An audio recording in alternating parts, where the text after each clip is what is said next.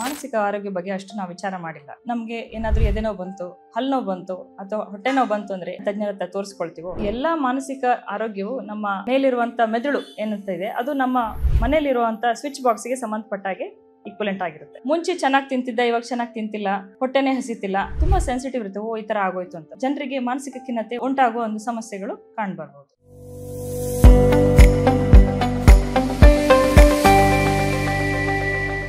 ಸರ್ವರಿಗೂ ನಮಸ್ಕಾರ. ನಾನು ನಿಮ್ಮ ಡಾಕ್ಟರ್ ವೈಭವಿ PS, ಮನೋವೈದ್ಯರು, ಆದಿಚುಂಚನಗಿರಿ ವೈದ್ಯಕೀಯ ಮಹಾಸಂಸ್ಥೆ, ವಿಜಿನಗರ. ಇವತ್ತು ನಾವು ಚರ್ಚೆ ಮಾಡುವ ವಿಷಯ ಮಾನಸಿಕ ತಜ್ಞ ಮತ್ತು ಮಾನಸಿಕ ವಿಷಯವಾಗಿ. ಎಲ್ಲರೂ ನಾವು ತಿಳಿದಂಗೆ ನಾವು ಚಿಕ್ಕ ವಯಸ್ಸಿಂದ ದೈಹಿಕ ಆರೋಗ್ಯ ಬಗ್ಗೆ ಬಹಳಷ್ಟು ಮಾಹಿತಿಗಳನ್ನ ಪಡ್ಕೊಂಡಿರ್ತೀವಿ, ಅದ್ರ ಬಗ್ಗೆ ವಿಚಾರಣೆ ಮಾಡಿರ್ತೀವಿ. ಹಾಗಾದ್ರೆ ನಾವು ಯಾಕೆ ಮಾನಸಿಕ ಆರೋಗ್ಯ ಬಗ್ಗೆ ಅಷ್ಟು ನಾವು ವಿಚಾರ ಮಾಡಿಲ್ಲ? ಯಾಕಂದ್ರೆ ಅಷ್ಟು ನಮಗೆ ಮಾಹಿತಿಗಳು ಸಿಕ್ಕಿಲ್ಲ. ಮಾನಸಿಕ ಆರೋಗ್ಯವು ದೈಹಿಕ ಆರೋಗ್ಯ ಅಷ್ಟೇ ಬಹಳ ಮುಖ್ಯ. ಈಗ ಹೇಗೆ ನಾವು ನಮಗೆ ಏನಾದರೂ ಎದೆ ನೋವು ಬಂತು, ಹಲ್ಲು ನೋವು ಬಂತು ಅಥವಾ ಹೊಟ್ಟೆ ನೋವು ಬಂತು ಅಂದ್ರೆ ಎಷ್ಟು ಈಸಿಯಾಗಿ ನಾವು ಒಂದು ಹಾರ್ಟ್ ತಜ್ಞರ ಹತ್ರ ಅಥವಾ ಹೊಟ್ಟೆ ನೋವು ಅಂದ್ರೆ ಸಂಬಂಧಪಟ್ಟ ಒಂದು ಸರ್ಜನ್ ಹತ್ರ ಅಥವಾ ಹಾಗಾದ್ರೆ ಅದೇ ರೀತಿಯಾಗಿ ನಾವು ಒಂದು ಹಲ್ಲಿನ ತಜ್ಞರ ಹತ್ರ ತೋರಿಸ್ಕೊಳ್ತೀವೋ, ಅದೇ ರೀತಿಯಾಗಿ ಯಾವುದೇ ಕಾರಣದಲ್ಲಿ ನಮಗೆ ಆಗುವ ಒಂದು ಮಾನಸಿಕ ಖಿನ್ನತೆ ಇರ್ಬೋದು, ಮನಸ್ಸಿಗೆ ಬರುವಂತ ಒಂದು ಬೇಜಾರಿರ್ಬೋದು, ಗಾಬರಿ ಇರ್ಬೋದು, ಅಥವಾ ನಿದ್ದೆ ಸಮಸ್ಯೆ ಇರ್ಬೋದು, ಕೋಪತಾಪಗಳಿರ್ಬೋದು, ಅಥವಾ ಕುಡಿಯೋ ಸಮಸ್ಯೆ ಇರ್ಬೋದು, ಅದಕ್ಕೂ ಅದೇ ರೀತಿಯಾಗಿ ನಾವು ಮಾನಸಿಕ ತಜ್ಞರನ್ನು ಭೇಟಿಯಾಗ್ಬೋದು. ಭೇಟಿಯಾದಾಗ ಏನು ನಮಗೆ ಸಿಗುತ್ತೆ ಅಂದರೆ ನಮಗೆ ಅದರಲ್ಲಿ ಮಾಹಿತಿ ಸಿಗುತ್ತೆ, ಅದನ್ನು ಹೊರಬರುವಂಥ ಒಂದು ಮಾರ್ಗದರ್ಶನ ಸಿಗುತ್ತೆ. ಅಗತ್ಯವಿದ್ದಲ್ಲಿ ತಕ್ಕ ಒಂದು ಮೆಡಿಸಿನ್ಸ್ ಅನ್ನು ಕೊಡೋದ್ರಿಂದನೂ, ಕೌನ್ಸಿಲಿಂಗ್ ಅನ್ನು ಪಡೆಯಬಹುದು, ಅದರಿಂದನೂ ನಾವು ಅದರಿಂದ ಮಾಹಿತಿಯನ್ನು ಪಡ್ಕೊಳ್ಬೋದು. ಮಾನಸಿಕ ಆರೋಗ್ಯ ಎಷ್ಟು ಇಂಪಾರ್ಟೆಂಟ್ ಅಂದರೆ, ಈಗ ಹೇಗೆ ಒಂದು ಮನೆಯಲ್ಲಿ ಸರ್ಕ್ಯೂಟ್ಸ್ ಇರುತ್ತೆ, ಒಂದು ಕನೆಕ್ಷನ್ಸ್ ಇರುತ್ತೆ, ಕರೆಂಟು. ಎಲ್ಲವೂ ಫೈನಲ್ ಆಗಿ ಒಂದು ಫ್ರಂಟ್ ರೂಮಲ್ಲಿ ಒಂದು ಮೇಜರ್ ಬಾಕ್ಸ್ ಇರುತ್ತಲ್ಲ, ಸ್ವಿಚ್ ಬಾಕ್ಸ್, ಅಲ್ಲಿಗೆ ಬಂದು ಕನೆಕ್ಟ್ ಆಗುತ್ತೆ.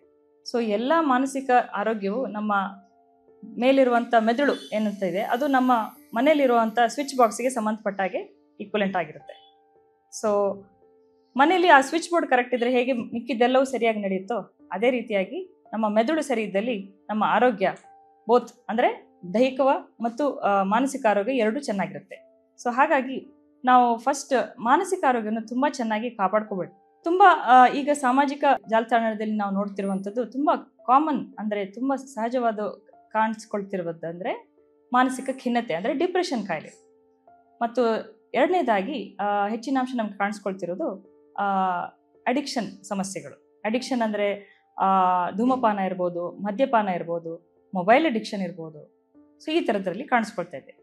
ಮೊದಲನೇದಾಗಿ ನಾವು ಮಾನಸಿಕ ಖಿನ್ನತೆ ಬಗ್ಗೆ ಚರ್ಚೆ ಮಾಡೋಣ.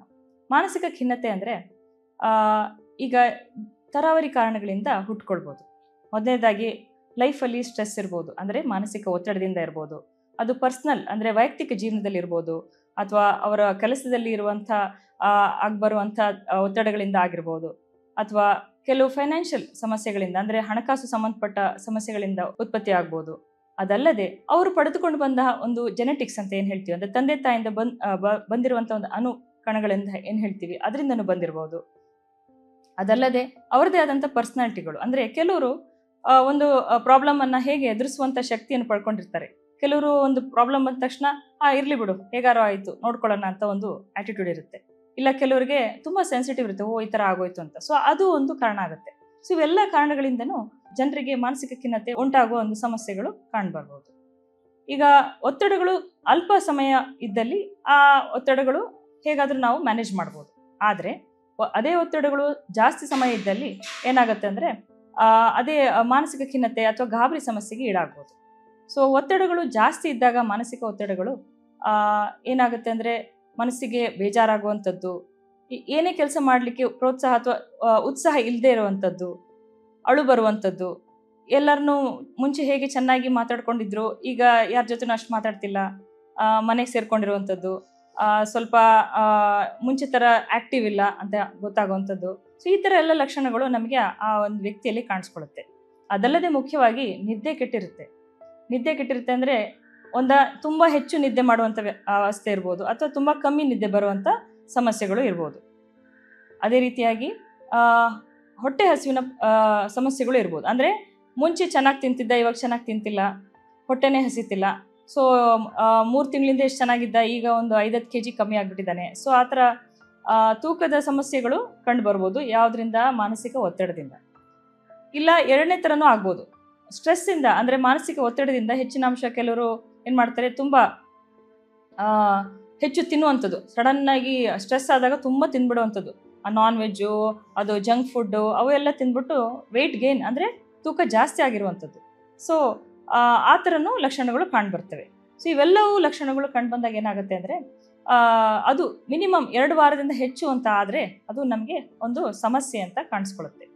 ಈಗ ಮನಸ್ಸಿಗೆ ಬೇಜಾರಾಗುವಂಥದ್ದು, ಅಳೋದು ಎಲ್ಲರಿಗೂ ಆಗಿರುತ್ತೆ, ಗಾಬರಿ ಆಗಿರುತ್ತೆ, ಎಲ್ಲರಿಗೂ ಯಾವ್ದಾರ ಒಂದು ಸಮಸ್ಯೆ ಜೀವನದಲ್ಲಿ ಆಗಿರುತ್ತೆ. ಬಟ್ ಅದೇ ಲಕ್ಷಣಗಳು 2 ವಾರಕ್ಕೂ ಮಿಗಿಲಾಗಿ ಕಂಡ್ರೆ ಅದು ಒಂದು ಸಮಸ್ಯೆ, ಅಂದರೆ ಡಿಸಾರ್ಡರ್ ಅಂತ ಅನಿಸ್ಕೊಳ್ಳುತ್ತೆ. ಆವಾಗ ನಾವು ಮಾನಸಿಕ ತಜ್ಞರನ್ನು ಭೇಟಿಯಾಗಬೇಕು, ಮಾಹಿತಿ ತಗೊಳ್ಬೇಕು, ಸಂಬಂಧಪಟ್ಟ ಟ್ರೀಟ್ಮೆಂಟನ್ನು ತಗೊಳ್ಬೇಕು. ಲೇಟೆಸ್ಟ್ ಹಾಗೂ ಇಂಟ್ರೆಸ್ಟಿಂಗ್ ಸುದ್ದಿಗಳಿಗಾಗಿ ಬಾಸ್ ಟಿವಿ ಕನ್ನಡ ಚಾನೆಲ್ನ ಸಬ್ಸ್ಕ್ರೈಬ್ ಮಾಡಿ. ಹಾಗೆಯೇ ಬೆಲ್ ಐಕಾನ್ ಪ್ರೆಸ್ ಮಾಡಿ. ಇದರ ಜೊತೆಗೆ ಫೇಸ್ಬುಕ್, ಇನ್ಸ್ಟಾಗ್ರಾಮ್, ಎಕ್ಸ್ನಲ್ಲೂ ಮಿಸ್ ಮಾಡದೆ ಫಾಲೋ ಮಾಡಿ.